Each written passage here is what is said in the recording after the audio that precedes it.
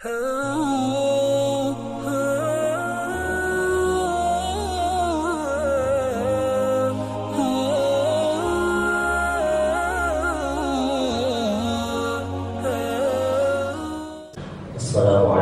warahmatullahi wabarakatuh. Alhamdulillahilladzi hadana li hadza wa ma kunna linahtadiya laula an hadana Allah. Asyhadu an la ilaha illallah wahdahu la syarika lah wa asyhadu anna Muhammadan abduhu wa rasuluh. Allahumma shalli wa sallim wa barik ala sayyidina maulana Muhammadin wa ala alihi wa sahbihi ajma'in. Subhanaka la ilma lana illa ma 'allamtana innaka antal alimul hakim. Tub 'alaina ya maulana innaka antat tawwabur rahim. Rabbi shrah li sadri wa yassir li amri wahlul 'uqdatam min lisani yafqahu qawli. Amin. Amma ba'd. Yang kita hormati bersama beliau Syekh Haji Mahmudi, beliau Ustaz Penyatin, dan juga Ketua Takmir Masjid Al-Istiqomah Bapak Dr. Adis Muhammad Fikri, dan juga sahabat saya Ustaz Alam beserta para pengurus takmir dan para jamaahnya, Bapak Ibu saudara sekalian yang dirahmati Allah. Alhamdulillah pada malam hari ini kita dipertemukan kembali dalam keadaan sehat walafiat. Semoga perjalanan kita mulai rumah kita masing-masing sampai Masjid Al-Istiqomah disaksikan para malaikat dan ditulis sebagai bentuk melakukan perintah Nabi man sallallahu alaihi wasallam sahalallahu lahu tariqan ilal jannah. Semoga perjalanan kita menuju majelis taklim ini Allah memudahkan jalan kita menuju surganya. Amin Allahumma amin. Bapak Ibu jamaah sekalian, kita lanjutkan kajian kita surah An-Naml ayat 32. A'udzu billahi minasy syaithanir rajim. A'udzu billahi minasy syaithanir rajim. Bismillahirrahmanirrahim. Qalat ya ayyuhal mala'u aftuni fi amri. Qalat ya ayyuhal mala'u aftuni fi amri ma kuntu qati'atan amran hatta tashhadun. fi amri ma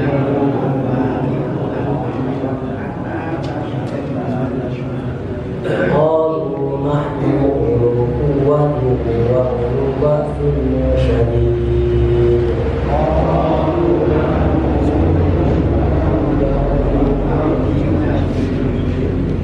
Wa ulu ba'sin syadid wal amru ilayki fanduri madza ta'murin.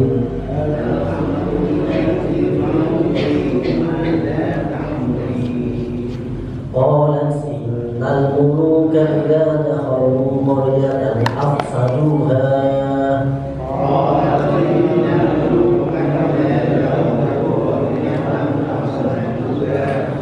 Afsaduha wa ja'alu 'izzata ahliha adillah.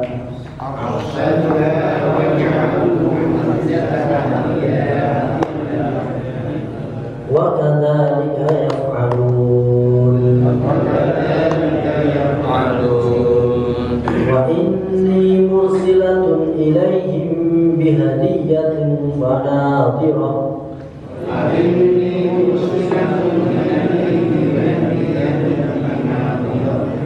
Fanadhiratun bima yarji'ul mursalun.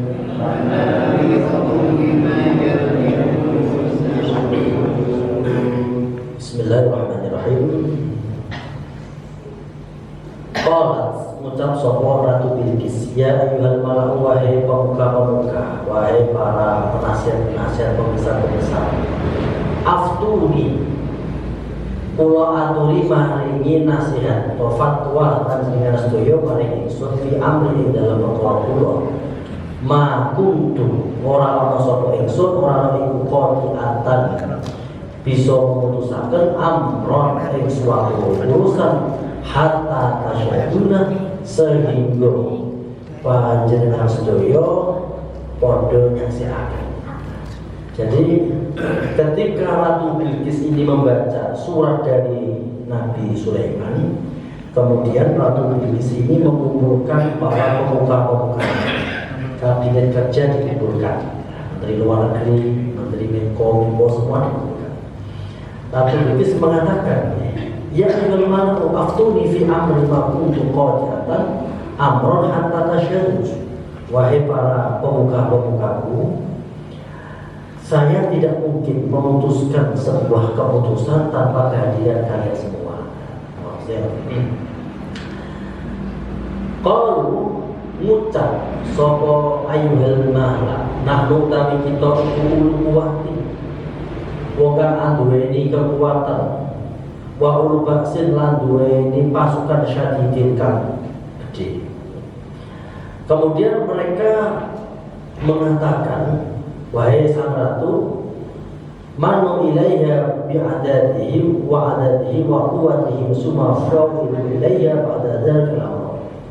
Mereka mengatakan, wahai sang ratu, kita adalah negara besar, kita mempunyai kekuatan militer besar dan persediaan makanan yang cukup untuk berperang.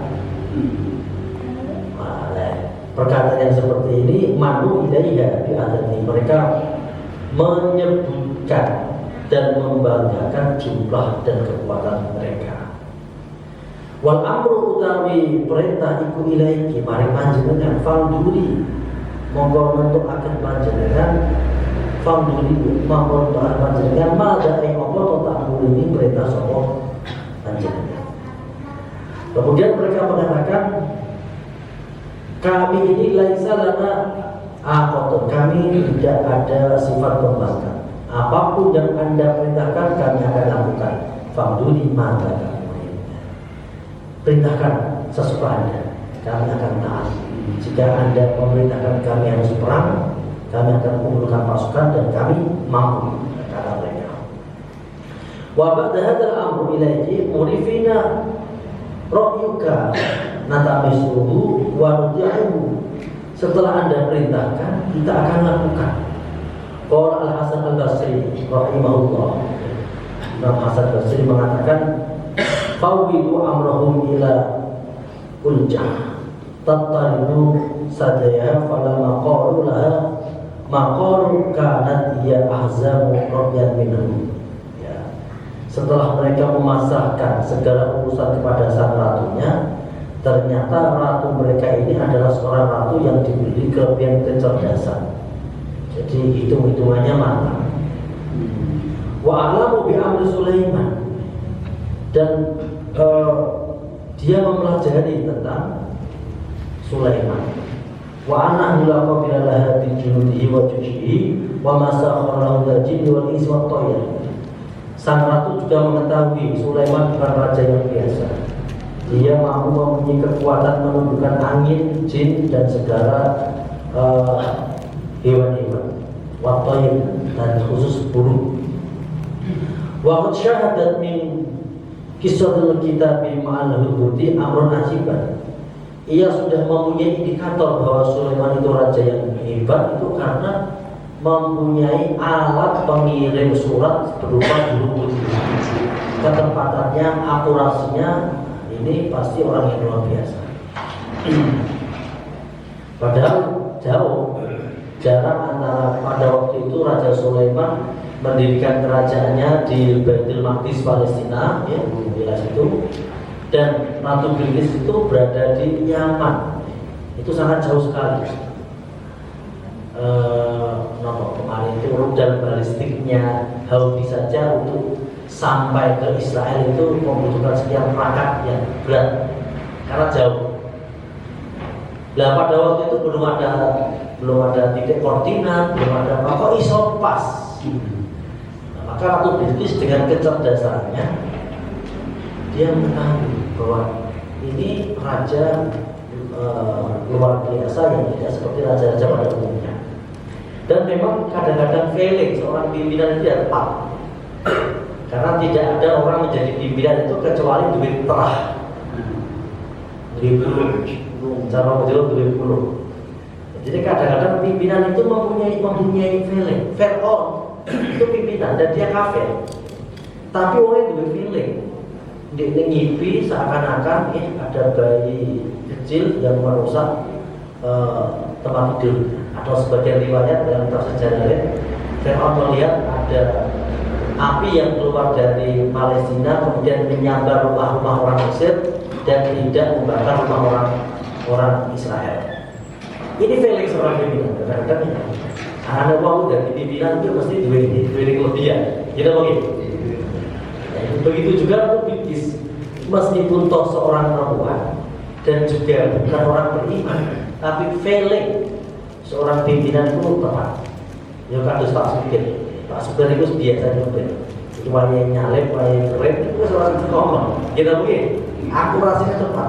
Itu failing. Para penembak jitu itu juga mungkin failing. Kapan harus menembak dan seterusnya. Nah, wong ku nek wis terah pemimpin itu juga failing. Patut begitu failing. Iki Sulaiman bukan raja biasa. Dengan alasan disebutkan tadi, ia mempunyai sekian perangkat, bisa mengirimkan surat dari Palestina sampai sini, dan yang membawa ini seekor burung itu pasti orang yang luar biasa. Orang tersesat pada dua GPS, dua Google Map. Kemudian dipertimbangkan betul-betul. Nah ini pentingnya pimpinan. Jadi pimpinan itu harus mempunyai hitung-hitungan yang matang, yang buatan rusak. Maka di dalam ayat ya ayyuhalladzina amanu atiiullaha wa atiiur rasul wa ulil amri minkum, itu Imam Nawawi memberikan penjelasan yang dimaksud ulil amri secara tepat itu ya pimpinan pasukan, pimpinan militer. Jadi yang wajib ditaati betul seorang harus presisi satu komando itu ya pasukan. Sebabnya apa? Sebab ketika dalam sebuah pertempuran kemudian ada satu pasukan yang tidak mengikuti instruksi dari komandannya, taruhannya nyowo. Kira begitu. Nah, maka ati Allah wa ati Rasul ulil amri, Imam Nawawi lebih akurasi tepatnya itu pimpinan pasukan. Dia harus benar-benar taat. Sekelas Abu Bakar, terus sahabat-sahabat senior niku nek wayah perang niku manut karena komandone sinten Khalid bin Walid. Padahal niku junior. Khalid bin Walid itu junior. Tapi karena kelebihannya, instingnya di dalam medan perang, itu tidak pimpinan. Kalau tiap dianut, kalau pasukan dibentuk sekian-sekian di manut, karena begitu ramah taruhannya nyawa. Itu berdasarkan insting atau failing seorang pimpinan. Kemudian dalam ayat selanjutnya walihada qala, oleh karena itu dalam ayat ini Bilqis mengatakan innal muluka satamane rojo iku idza dakhalu nalikane memasuki kota sebuah negara afsaduha mengko gawe kerusakan sapa rojo ha ibadah. Qala Ibnu Abbas menjelaskan maksud ayat ini, kita membuka idza dakhalu mereka afsaduha. Ai idza dakhalu baldatan inwata afsaduhu ai kharabu. Sudah menjadi kebiasaan para raja. Jika raja itu sudah memutuskan untuk berperang dan keluar dari singgasananya menuju medan perang, maka pasti daerah-daerah yang dilalui itu akan dibinasakan. Nah, cara pepatah Melayu mengatakan apa? Sekali apa ini? Begitu layar di nomor patah untuk kembali pulang. Jadi kebiasaan raja niku harus numpak jarak ya, terus nganggo baju perang, terus pantang pulang sebelum menang. Jadi dipikirkan matang-matang. Ojo gusah-gusuh. Kita jangan menggunakan ego dan kemudian akan merugikan rakyat kita. Diperhitungkan. Itu maksud Innal muluka idza dakhalu qaryatan afsaduha. Apalagi raja pada waktu niku nggih ngono media, ngono apa. Pas ngono apa. Nggih menang-menang sini. Jadi begitu raja ini kalau sudah memasuki suatu wilayah, ya pasti yang dimasukinya akan dihancurkan. Itu kebiasaan raja pada waktu itu. Innal muluka idza dakhalu qaryatan afsaduha. Wa ja'alu lan padha dadiaken sapa raja dan barantaranya Aizat Aliyaim wong sing paling mulya saka penduduk desa adilatan ing wong kadina. Qala Arabu azza wa jalla wa kadzalika ya'mal. Kemudian Ratu Bilqis juga mengatakan jika perang sudah berkecamuk maka orang-orang yang mulia yang berdarah biru sekalipun nek wis ketangkap ya pasti akan dihinakan. Dan malah justru saya diincer itu saya ini wow, saya menapa ketua-ketua. Jadi ketika perang atau Rusia dan Ukraina itu pasti demo pertama itu saya diduduk komandan-komandan orang-orang terpenting menjadi buruan. Maka ini menjadi pertimbangan Ratu Bilqis. Itu yang dimaksud waja'alu a'izzata ahliya adillah. Pakosodu min fiha minal walati wal junudi. Tegese pasukan-pasukan musuh itu pasti yang diincar pertama kali itu pimpinan-pimpinan, pembesar-pembesar dan orang-orang militer. Fa'ahaluhum ghayatal hawi. Dan menjadi kebiasaan ketika sudah kalah dalam perang, orang-orang yang menjadi penguasa itu kemudian akan diasorke seasor-asore. Amma bil qatli au bil usri, ono kalane dibunuh, hukum mati atau ditawan. Qala Ibnu Abbas, qala Bilqis innal muluka idza dakhalu qaryatan afsaduha wa ja'alu a'izzal ahliya. Nah, apa solusinya? Nah, kemudian wa inni mursilatun ilaihim bihadiyah. Saat teman ingsun iku mursilatun bakal gawe utusan ilaihim kepada mereka Sulaiman dan balantaranya bihadiyatin kelawan hadiah. Fana dirotun mongko kita lihat bima kelawan apa yang ciubali sopa al-musalna atau al-musalna. Jadi Ratu Bilqis ini ya pinter. Kita menggunakan diplomasi. Kita kirim utusan dengan membawa perhiasan mas-masan yang banyak. Kita berikan kepada Sulaiman. Jika ia menerima, berarti dia raja betulan dan kita berani memerangi mereka sebagaimana pendahulu-pendahulu kita. Tapi ia jika menolak, maka dia adalah seorang nabi. Itu cerdasnya Ratu Bilqis. Jadi raja tidak asing dia ini kecerdasan tersendiri. Begitu orang pengalaman, tapi ini juga bisa taktik, bisa strategi, gitu mungkin. Jadi jangan disepelekan. Rojo itu ya itu itu. Kita era ditai tapi nek wis dadi rojo ya mesti mencengkeram. Alim tu anal hadiah tatabau mungkin dengan nasi. Jadi Ratu Bilqis mempunyai sebuah pemikiran bahwa hadiah itu akan menunjukkan kualitas seseorang. Kepiye dasarnya. Jadi untuk menguji kualitas seorang itu kita berikan dia hadiah yang banyak. Bagaimana sikapnya? Iya, Ratu Bilqis itu pintar. In qabula al-hidayah fa huwa malakun. In qabula al-hidayah fa huwa malakun. Jika ia menerima hidayah maka dia adalah seorang raja. Faqatilu, maka kita akan meranginya. Wa illam yaqbalha, apabila ia tidak menerima hadiah, fa huwa nabiyyun, maka dia benar-benar seorang nabi. Fattabi'u, maka ikutilah dia. Itu ngendikane Ratu Bilqis. Kemudian ayat berikutnya, falamma jaa Sulaiman qala atumidunani bimalin fama atani Allah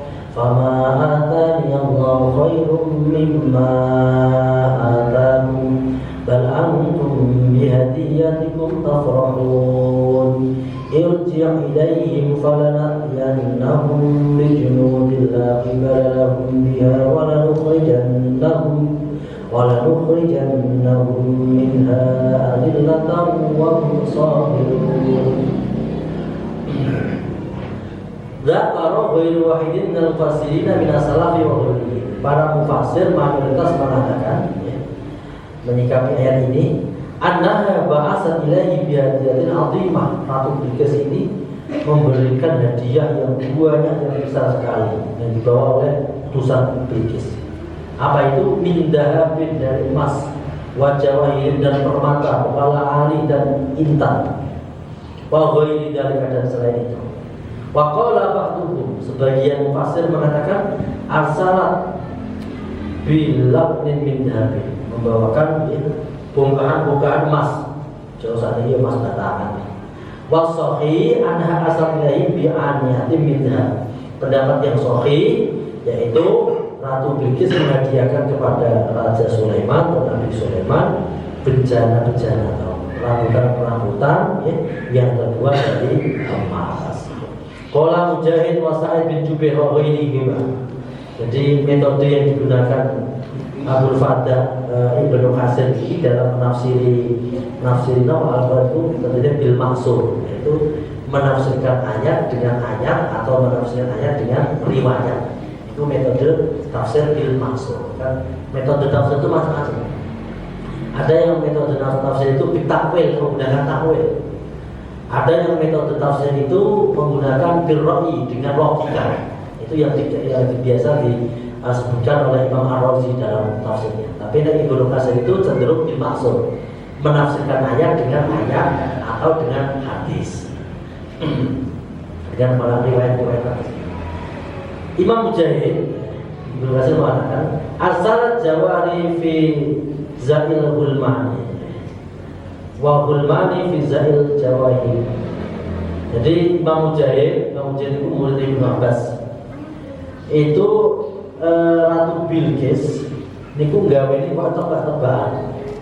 Jadi pelayan-pelayan sing lanang iku dipaesi kaya pelayan wedok.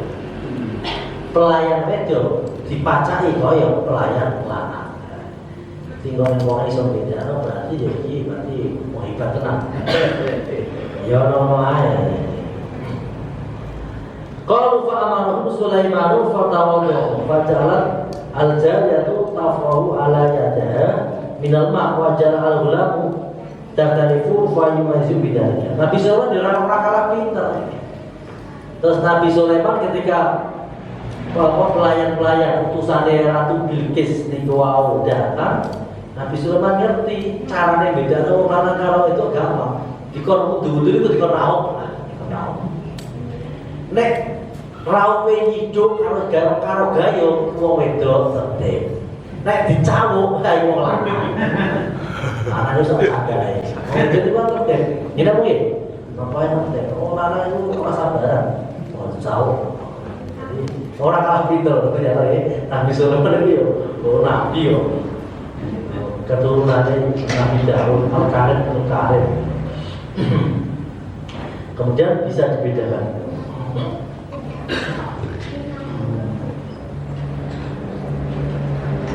Falamma ja'a maka dalam semangsane teko sapa utusan Sulaiman Nabi Sulaiman qala dawu sapa Nabi Sulaiman atun dunani apa to padha nulungi sira ingsun bimanen kelawan bondo fama moko barang atani kamis paringi ingsun sapa Allah iku khairul luwih bagus limasane tinimbang saking perkara atakum kanggo sapa sira kabeh bal antum tetapi sing utawi sira kabeh dihadiatiku kelawan hadiah sira kabeh iku tafrahuna wa tasnabah.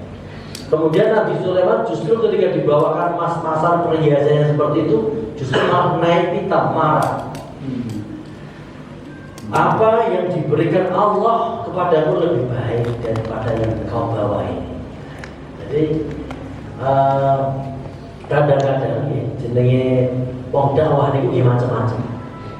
Ana sing tiba-tiba kiai niku kiai sing orisinil, kiai sing pokoke khusyuk kadang-kadang ya.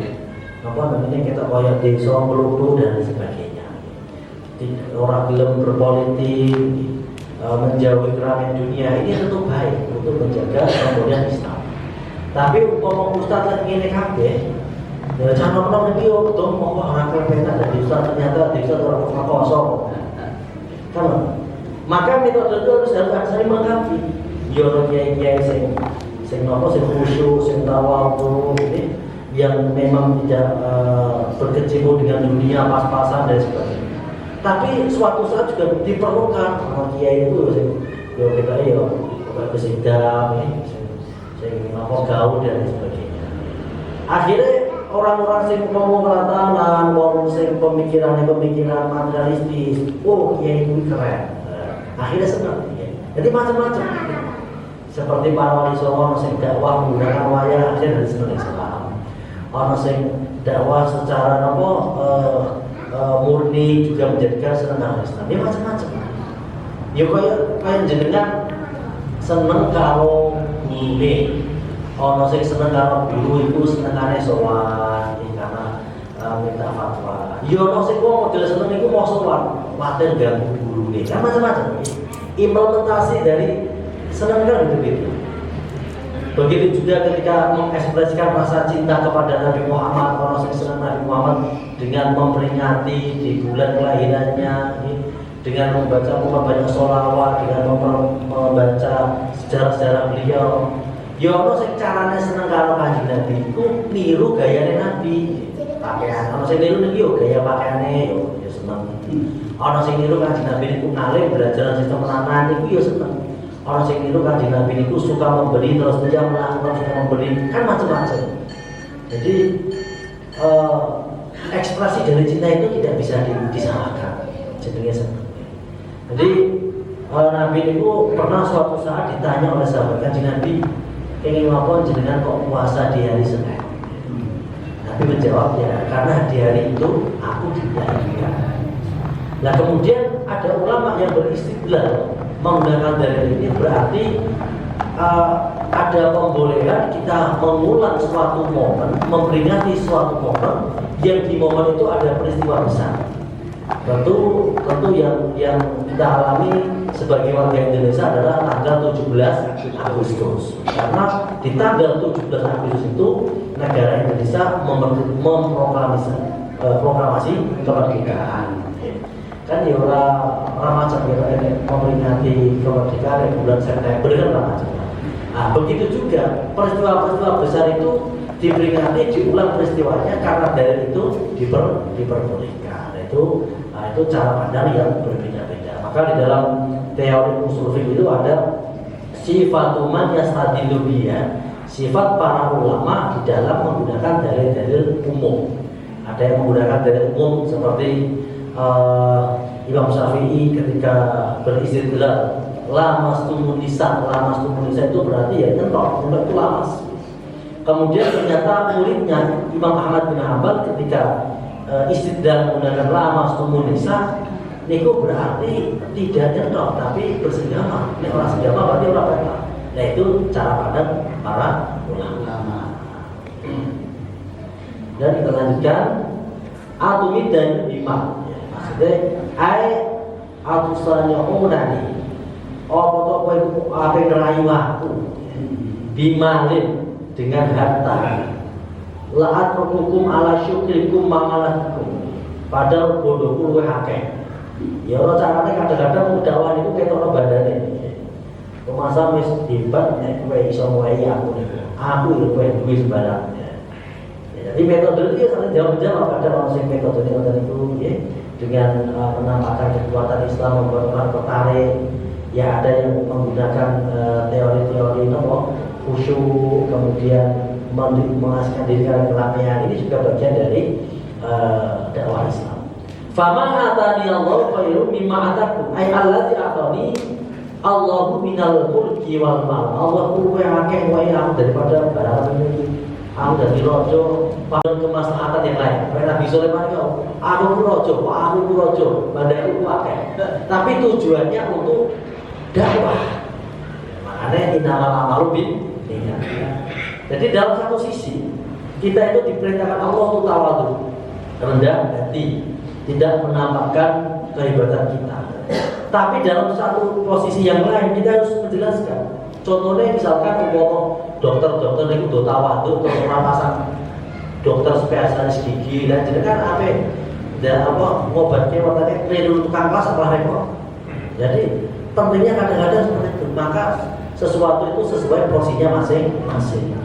Ada kalanya menyebutkan manaqib nafsi, menyebutkan biografi itu bukan untuk kesombongan tapi untuk keilmuan boleh, atau untuk tujuan dakwah dan sebagainya, memperkuat dakwahnya dan sebagainya, itu sudah diperbolehkan. Nah, itu dibabkan babu dzikru rajuli manaqib nafsi. Dan semua nabi itu pasti selalu menyatakan siapa dia, inilah rasulun amin.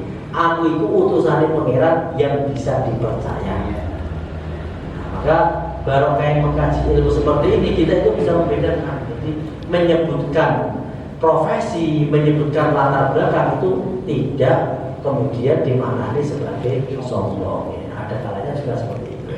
Jadi ini kabeh orang ilmu nih. Pas lagi ngomong ya orang carane ngomong sing apik, pas lagi orang seneng ngomong lagi bad mood ya berarti valiasmu. Lagi ngamal valiasmu. Nah, jadi kabeh niku wonten ilmune.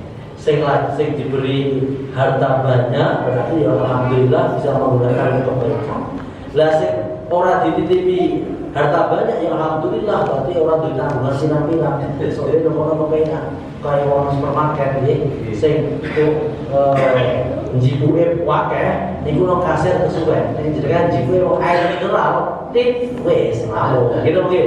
Jadi semua itu ada ilmunya masing-masing. Terus irji ilahi, balik apa ya? Di hadiah nih, tolak mentah-mentah. Kemudian falanat yanahu di junudil laki baladahum biha. Nah, ini yang menjadi di dalam teori militer. Jadi di dalam ilmu militer itu kudu wanita isin, wanita. Saya akan mendatangi kalian dengan pasukan yang kalian tidak akan mampu bendung.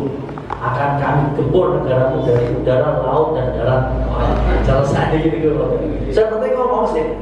Kayak Pak Karno ketika begini konferensi ngomong, Budi jadi konferensi dari PBB ketika masalah Irian Barat. Itu Pak Karno ngomongnya gede-gede. Saya pasukan Indonesia sudah mempunyai angkatan laut sekian, mempunyai angkatan udara sekian, padahal pas perang pernah begini ini selat antara itu ya sudah saya bilang menang. Gitu begini. Tapi pimpinan dulu ngono ada. Saya akan datang dengan pasukan menggempur negara dari darat, udara, laut dan sebagainya. Jadi orang kenal, dari pimpinan pulau bukan sakit nopo-nopo, repot. Mungkin juga badilah nopo, ya repot. Pimpinan itu wani ngomong kelompok sama wanita. Pimpinan. Walau kerjanahu minha adilah, dan kami akan mengeluarkan kalian semua dari negerimu dengan terhina. Ay walau kerjanahu min buldati imbaladatihim adilah. Kami akan mengeluarkan kalian ke semua mereka itu dengan terhina. Terus naik wahum sohirun, mereka itu sepele. Wahum sohirun, kue itu sepele. Oh, jadi ya kadang-kadang kita dikit mau namanya ilmu diplomasi, ya betul sombong. Karena ini bagian dari diplomasi.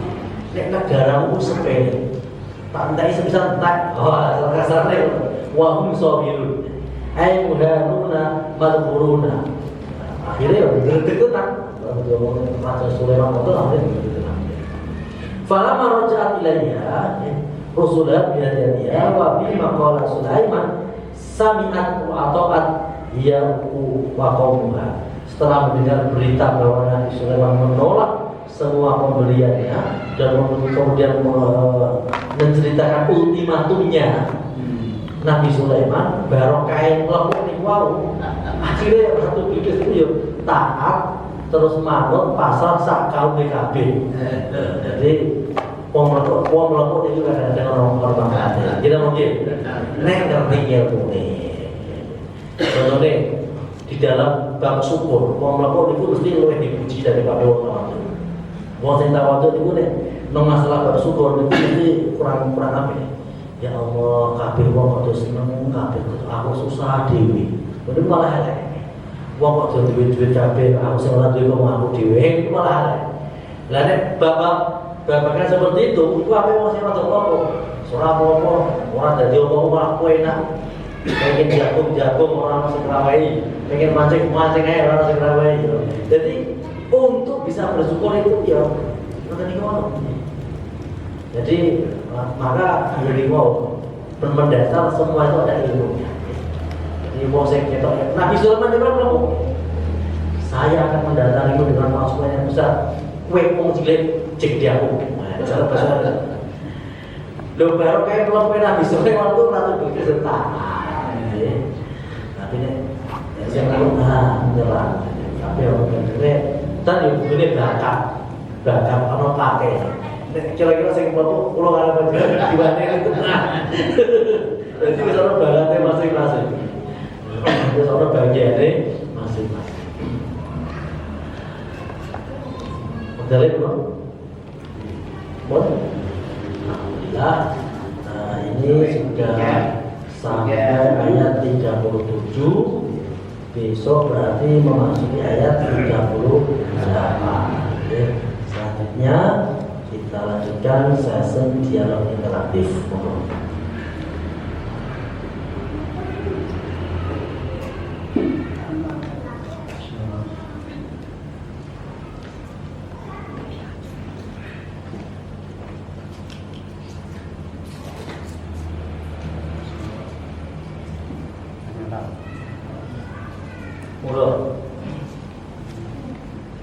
Waktu awal-awal istilahnya jadi nabi, waktu masih kecilnya itu apakah ada guru spiritualnya atau guru bagian misalnya jasadinya, karena menitip dari Ratu Inggris itu sejak kecilnya itu yang estafet dari generasi rajanya itu sudah dilatih, umpama dari olahraganya itu pelatih senior, terus dari keinginannya maksudnya dia itu berkuda atau memanah itu ada pelatihnya senior juga. Itu nek waktu zaman Nabi itu ya juga kayak gitu atau gimana? Jadi memang salah satu sunatullah niku ya, Allah niku dadi wong gede yo sok wong gede. Meskipun Allah itu kuasa gawe wong gede tanpa mitra. Dan Nabi Muhammad itu termasuk trio gede. Muhammad bin Abdullah bin Abdul Muthalib bin Hashim bin Abdul Manaf bin Qusay bin Kilab bin Murrah bin Ka'ab bin Lu'ay bin Zuhair bin Fidr bin Malik bin Nahdar bin Kinanah bin Huzaimah bin Mudrikah bin Ilyas bin Ilyas bin Ma'ad bin Adnan. Jadi ketika Nabi Muhammad SAW dilahirkan, lingkungannya itu masih gede. Jadi guru Nabi Muhammad itu ya keluarganya. Karena Nabi itu cucunya Abdul Muthalib. Abdul Muthalib pada waktu itu pimpinannya Mekah. Cara saiki lurah Mekah ya Abdul Muthalib baik. Terus Nabi Muhammad dibesarkan oleh seorang wanita mulia, Aminah. Iku ibunya Kanjeng Nabi. Setelah itu Nabi Muhammad itu disusui oleh Halimatus Sa'diyah. Kenapa disusui oleh Halimatus Sa'diyah? Karena Halimatus Sa'diyah itu terdiri daerah pedalaman sing luwih bersih udaranya, bahasanya luwih fasih, sehingga nanti bisa belajar bahasa yang baik dari orang-orang pedesaan, gotong royongnya, kebersamaannya. Itu termasuk Allah menakdirkan Kanjeng Nabi diasuh oleh orang-orang hebat. Kemudian setelah ibunya Nabi Muhammad meninggal dunia, Nabi Muhammad itu hari-harinya sering kali kakaknya Abdul Muthalib. Abdul Muthalib itu hebat. Abdul Muthalib itu adalah orang yang pertama kali menemukan air Zam-Zam setelah dikubur. Jadi ceritanya dia itu uang Quraisy itu lebih musuh jadinya suku Jurhum, rebutan Mekah. Nah suatu saat suku Quraisy itu kalah dan Mekah dikuasai oleh suku Jurhum. Ketika di masa Hashim terjadi peperangan dan kemudian dimenangkan oleh orang Quraisy, Lah suku Jurhum sebelum meninggalkan Mekah niku sumur Zamzam itu ditimbun. Cara kaya teknik militer itu seperti Bandung lautan api. Ketika para pejuang Inggris terdesak daripada itu dimanfaatkan, itu dihancurkan Islam. Nah, waktu bingung apa dulu banyu Zamzam. Dan akhirnya Abdul Muthalib itu entok ilham karena bukan nabi, untuk feeling bahwa letak dari sumur Zamzam itu di antara dua berhala, ya. Sehingga orang tinggal membuat berkurban dan membuat kotoran. Pertama jadi cemooh orang mungkin paburin orang. Terus kedua ada yang mencemooh, ojo doger kuih ibarat ramad dan kualat. Tapi Abdul Muthalib jenenge seorang pemimpin itu pasti mempunyai keyakinan yang kuat. Akhirnya dengan dibantu putra-putranya pokoknya dididik terus, satu hari dua hari ditertawakan. Waduh, murah malah dan ini murah malah dan. Dan tapi ketika suatu saat sekali sitik dan ada tanda-tanda air Zamzam, wape domi wangi. Biasanya aja ngomong. Lagi perjuangan di sepi, itu udah gila itu. Kok nek rame ini udah moro-moro, tak melu kerja jadi. Ya biasanya ngomong. Ya tentunya itu isinya biasa mau. Nah, Nabi itu diasuh oleh Abdul Muthalib. Ketika Abdul Muthalib meninggal dunia, ya, saya menjadi pimpinan dari lurah itu ya anaknya Abi Thalib. Dan Nabi itu dibesarkan di lingkungan Abi Thalib. Jadi ya secara hakikat Nabi itu memang dijaga oleh Allah. Secara syariat Nabi itu dipasrahke nanggone wong sing hebat. Makanya jenengan yang kepengen guru yang asing di temno wong sehat seperti itu. Syariatnya kok yo hakikate kabeh kersane Gusti Allah. Tapi syariatnya harus ada training, di training. Nah, besok hari itu kita training bersama-sama Allah. Memberi tawaman. Kudune melu. Orang melu iki ora gede. Melu training. Monggo ya. Iya, betul. Sekarang rantai-rantainya sekolah.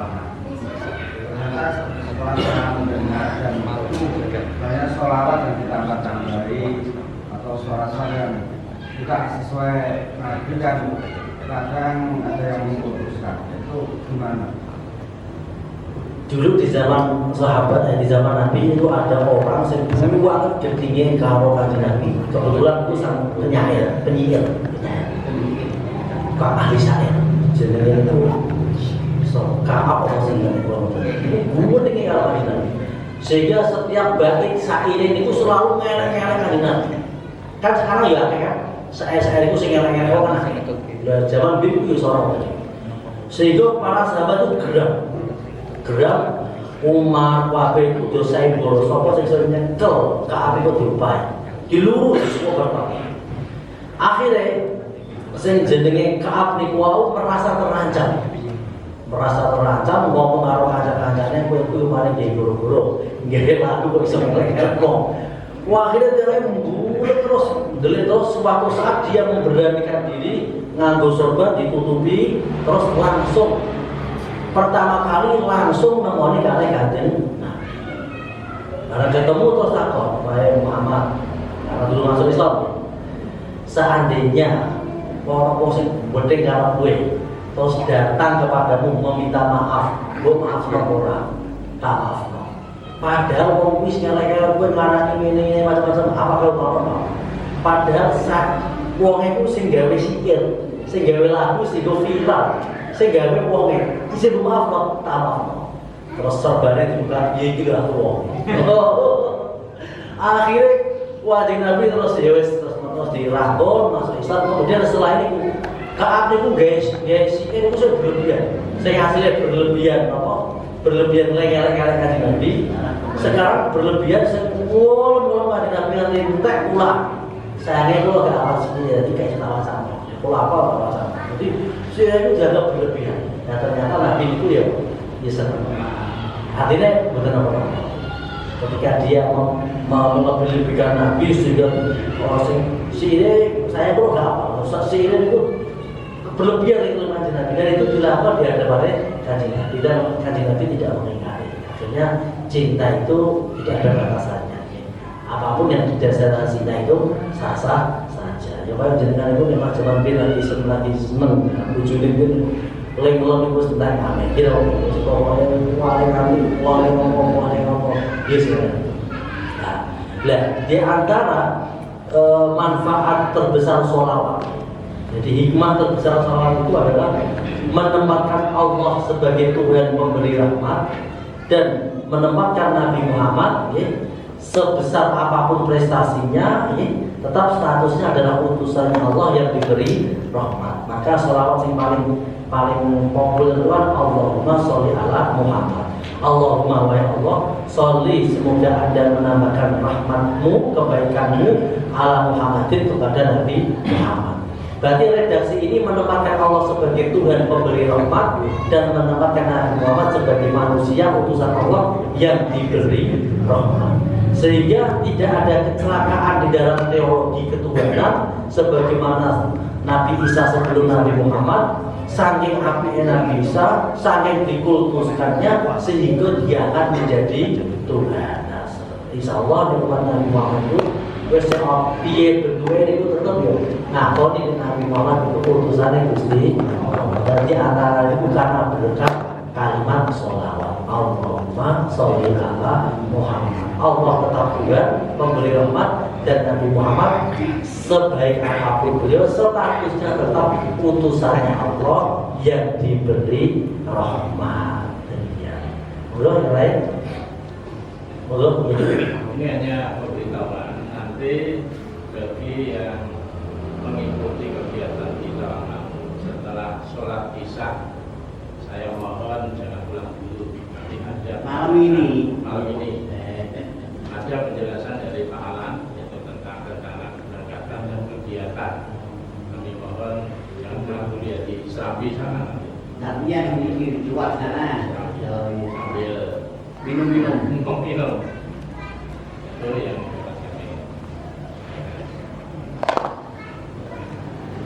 jadi menguatkan lagi nanti kita karena acaranya sudah